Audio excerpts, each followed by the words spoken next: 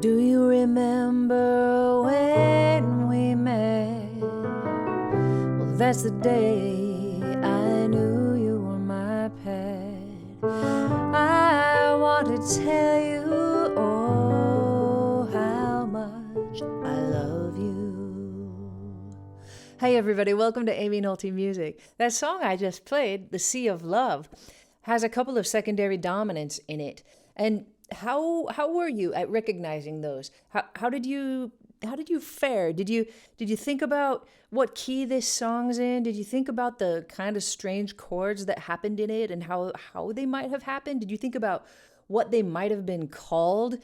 That's what we're going to talk about today. We're going to talk about secondary dominants, and in particular, we're going to talk about one of my favorite secondary dominants, which is, well, you can call it the 3/7, or you can call it the 5/7 of the minor 6. And let's talk about what that sounds like for 1 second. The most common example I can think of, at least in jazz music, is all of me.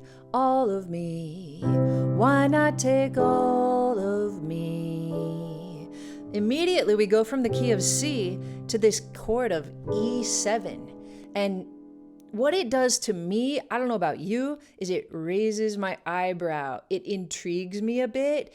It makes me think, oh, we're about to move somewhere different. It lifts things just a little bit. And I want to help you so that you can recognize this sound, especially this sound today, the 5 of the minor 6. Now let's talk about what that means. If we look at the key of C, or if we look at any major key, but let's look at C because everybody likes C, right? If we take a C major scale and we play one, skip one, play one, on every degree of the scale, we come up with what we call the diatonic triads of the major key. We have major 1, minor 2, minor 3, major 4, major 5, minor 6, diminished 7, back to major. Now, if we just use 1 and 4 and 5, everything stays pretty simple. And a lot of songs do that. But we can also take any of these chords and make our song. And a lot of songs do that as well. But a song that raises your eyebrow a bit and takes you to a kind of unexpected place usually is using what we call a secondary dominant. That's a device to get you to the minor 2, or to get you to the minor 3, or to get you to the minor 6. Almost always that's what we mean when we're talking about secondary dominants. Almost always.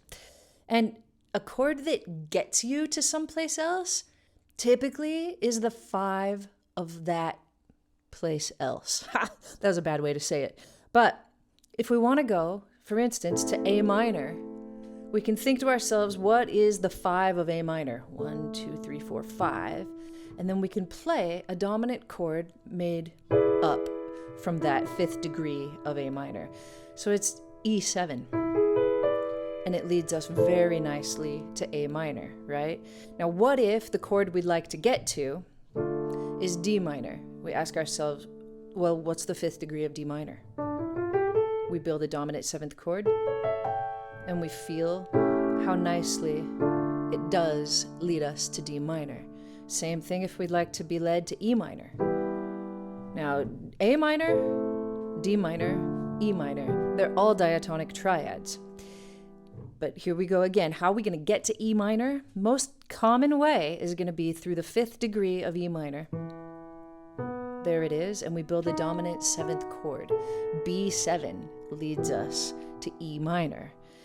Can you hear that? Can you feel that? And this is just kind of one of the most common things that happens in music after we get away from playing songs that only have diatonic triads. And it can be hard to hear the difference between them. It's great to know how to use them, but to actually be able to recognize them when they happen is next level, especially because sometimes you need to use your ears to find your way through the changes of a song because you don't have the chord changes available to you. But it happens, you can be on a gig and somebody can ask you, do you know how to play She's Always a Woman to Me? And you have to find your way through it. That's hard, you know, to actually hear a song and have to find your way through it. But being able to recognize some of these secondary dominants can save you. Just a little bit of practice. I'd like to play you some examples of songs that do this trick, that take you from 1 to the 5 of 6. Now, the 5 of 6, or the minor 6, does not always have to resolve to A minor, but it most of the time does. Also, we don't have to only get to E7 or 5 of 6 by way of the 1. Like, we could move around and get there through different means, but today I'm only going to talk about moving from 1 to the 5 of 6. All right? So the first one that I played for you was Sea of Love in the key of G. And I said, do you remember when we met? For in the key of G, and we have a D sharp. We can say to ourselves, D sharp is not in the key of G, right? So anytime that you've got a melody note that is not in the key that you're in, chances are it's because it's borrowing from another key, or because it's in other words, a secondary dominant. So this D sharp comes from the 5 of E minor, which is the 6, right? The minor 6 in the key of G. A little bit hard to follow. Hope you can. But then it actually doesn't go to E minor. It goes to the 4, which is pretty typical, actually. That's probably the second most common thing that these 5 of 6 chords do to trick you. We go to 4. That's the day I knew you were my pet. Now this chord, A7, is not in the key of G either, right? There's no C sharp in the key of G. So we can tell ourselves that it's probably the 5 of some other diatonic triad from the key of G. So what is A the 5 of? And we go down to D, and it's the 5 of 5. This dominant 2 chord, we can call it dominant 2, or we can call it 5 of 5, typically leads us to the 5. So hearing the difference between those two things is tough. Hearing the difference between come with me, my love, to the sea of love. And, you know, this chord actually is not going to lead us to the D like we think it is. It's going to lead us right back to 1. I want to tell you, oh, but this time it leads us there. How much I love you. Great song. I'd like to talk about some more songs that use this from 1 to the 3/7 or 5 of 6. Let's go to Golden Slumbers. Once there was a way to get back homeward. Once there was a way to get back home. We're in the key of C. Sleep, pretty darling, do not cry. How about that one? To get back home, sleep. Now, this one's kind of crazy because we actually have this note in the melody, and that's actually like an E11 chord if we want to get right down to it. I just made a whole video about 11 chords, but the Beatles were just kind of hip like that. So, home, sleep, pretty darling. It does take us to the minor 6. Do not cry. And the way that we have to train ourselves to listen for this, man, is to hear these notes and then to hear this top note of the triad raising. At least for me, that's the way I hear it. I kind of hear this chord going to there in most instances. So we've got like C in its root position, then we've got E7 in its third inversion, and A minor in its first inversion. Can you hear how nicely that voice leading works? Sleep, pretty darling, do not cry. Yeah. So if you can if you can hear that note,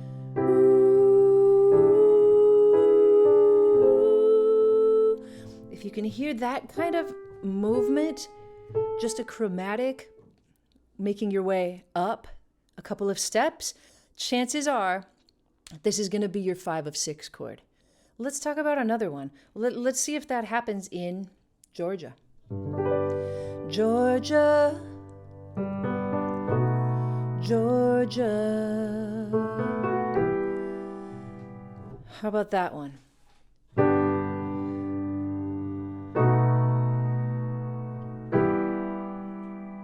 Can you hear that voice that goes, ooh,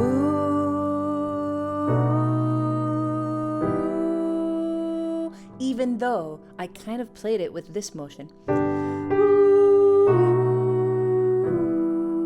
You can hear that too, right? The root coming down to the 5th, coming down to the root of E minor. So we got the 5th of B7. So both work. Let's go back to Golden Slumbers. Sleep, pretty darling, right? That one. So I said it was ooh, but what if we did it the way that we just heard it in Georgia? If we went ooh,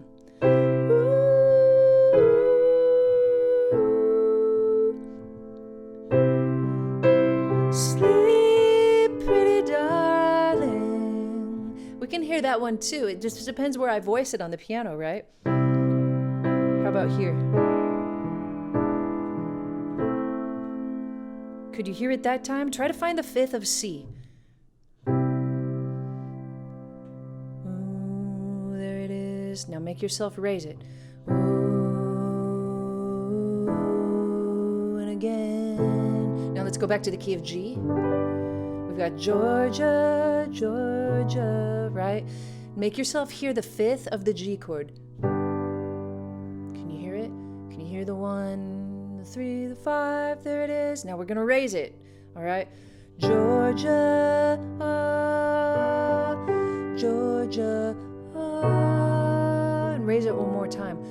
Ooh, a song of you. How did you do? Now let's do it the other way. Ooh, while I sing Georgia, here's your root. Georgia, Georgia, ooh.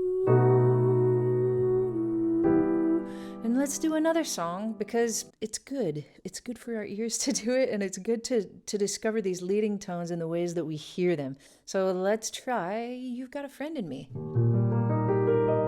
Randy Newman. You've got a friend in me. You've got a friend in me when the road gets rough ahead. There it is, right there. Can you feel it raising your eyebrow? When there's the 4 chord back to 1, road gets, here it comes, raise your eyebrow. Rough ahead, and that is the G7 that leads us right to C minor, which is the minor 6 in the key of E flat. Can you feel it?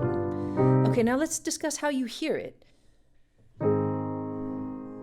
What did I play on top right there? Ooh, ooh. All right, we haven't talked about this one yet. What if we sing the 3rd? That means that it's gonna stay the same. Ooh. Wow, we haven't even touched on this yet.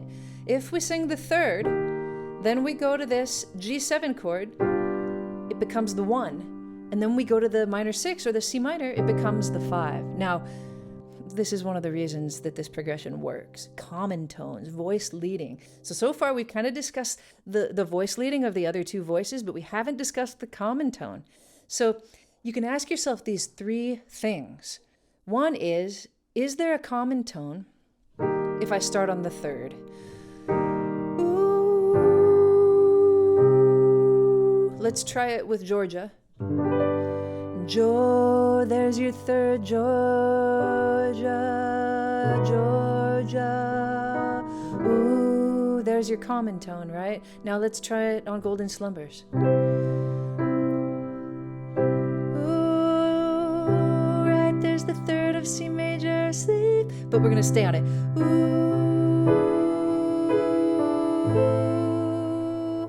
Do you see how that works? So you can ask yourself all three things. Let's go back to the Randy Newman tune. When the road looks rough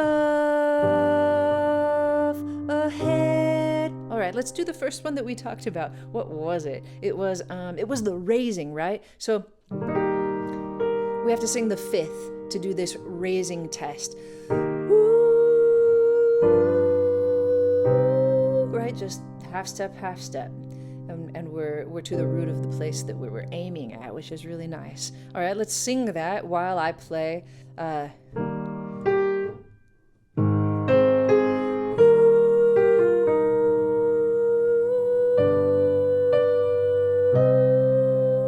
Beautiful. Now let's try the other one. When the road looks so let's try the melody note, the root note. Okay, so in this one we're gonna descend. Ooh,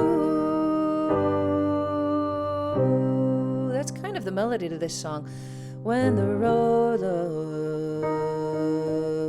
looks rough, and then it goes right back. Head. All right. So now we've got three different ways to ask our ears and our brain if we're actually playing a 5 of 5.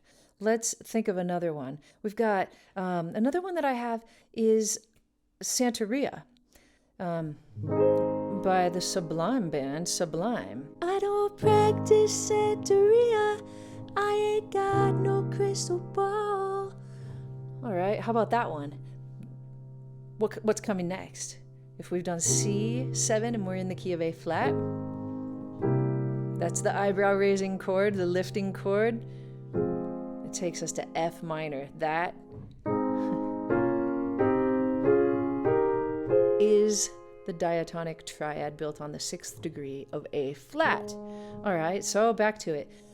I don't practice Santeria. I ain't got no crystal ball. Which one did you hear when I played it? Well, on top was the descending one, right? You heard that. So if you hear something descending in that manner, ask yourself, could it be this? Ooh. Then ask yourself, what if I started on the 5th? Ooh, and raised it. Ooh. Then ask yourself, what if I started on the 3rd? Can it stay the same through the whole thing? Ooh. Yeah, it can.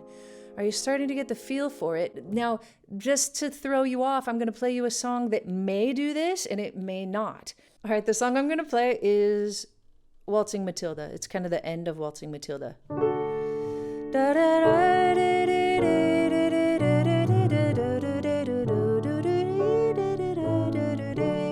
Can you hear the root of this? And then where does it want to go when we change chords?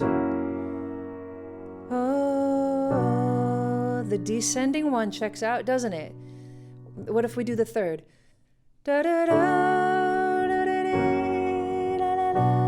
Yeah. So I didn't trick you with this. This does have a 5 of 6. How did you do? Did you come up with the right one? Let me try another one. Could be it, could be not it. I was waltzing with my baby to the Tennessee waltz when an old friend I happened to see. That's an eyebrow raising chord right there. Do you think it's it? There's the root. We've got F going on. Old friend I happened to see. There's the chord. So what do you hear? Oh, let's try that melody note. Oh, does it work? Well, what is that melody note? It's the 5th. So if we're doing this with the 5th, we should be able to raise it a half step and have it work. Oh, do. Whoa, that's really cool, but it's not it, right? It doesn't work on this chord. So the 5th didn't check out. So since that one didn't check out, we don't even need to check the rest of them. What this chord actually is the 5 of 5. So it's a G7 in the key of F major that's going to lead us to the 5 chord, right? It's out of the key because of the B natural, and then it's going to lead us very nicely right there. So it can be really, really hard to tell which secondary dominant you're using. And I think that the best way to do it is a way that we actually haven't talked about yet. It's the way where you just hear the root. Like that.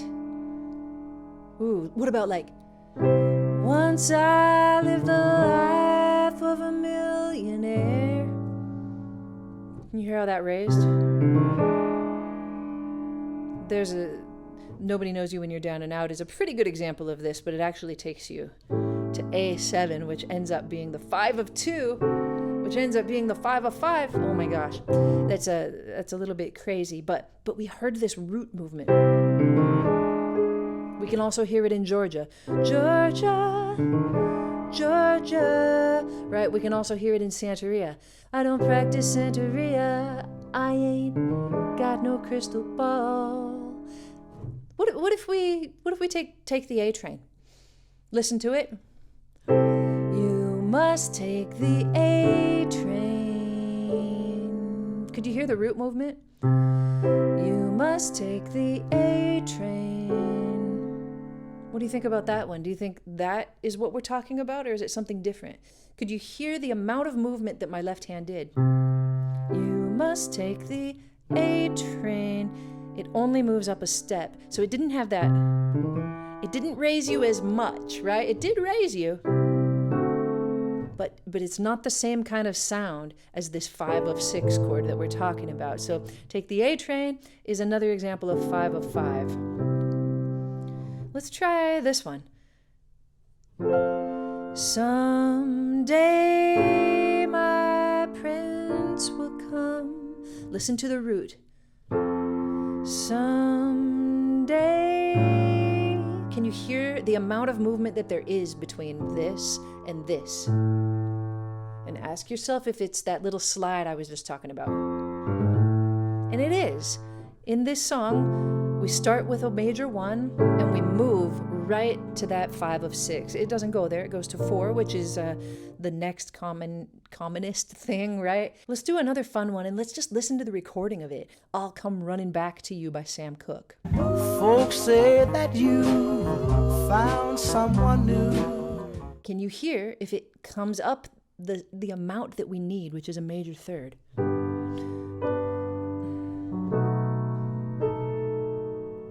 Can you hear it? Yeah, this is a great song that does the 5 of 6. I hope you're starting to get a grasp on how to hear the difference. It's a wonderful tool for songwriting, but it's also a detective work. If you need to figure out what is that eyebrow raising chord that I hear, I hope I've given you like 4 or 5 ways that you can start to do it. And it takes practice. It takes a lot of practice. Take some of the songs by the great songwriters that you know, by the Paul Simons, the Billy Joels, the Stevie Wonders.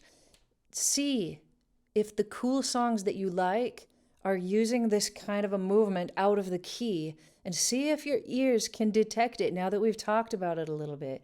I'll give you one more example. I mentioned Billy Joel, and I said, she only reveals what she wants you to see. Can you hear the bass movement? Ooh, doodaloo. Can you hear it? That sounds like the right amount, right? Let's try the other notes. Ooh, let's try this one. See if it raises. And if it raises, yes, it does. Let's try the 3rd. Ooh, should stay the same. Should stay the same. Yeah, it does. And what if we try the root? Ooh, it can go down, right? Ooh. So you could try them at the same time, like with the root. You could say, she only reveals. And you could say to yourself, all right, that one checks out. I think it's the right amount of space. I think we are moving up a major 3rd, but can we move down with it? She only reveals.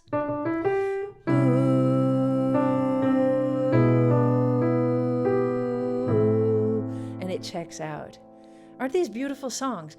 It's so much fun to just mess around and figure out a new skill. One of the tools that I use when I need to learn a new skill, whether it's music related or just about anything under the sun, is Skillshare. Skillshare has classes on a wide variety of topics, including illustration, graphic design, photography, creative writing, animation, fine art, music, film, video, marketing, productivity, freelance and entrepreneurship, web development, craft, social media, and so many more. And one of the classes that I've been checking out lately, always because I want a piece of whatever is in his brain, is Jacob Collier.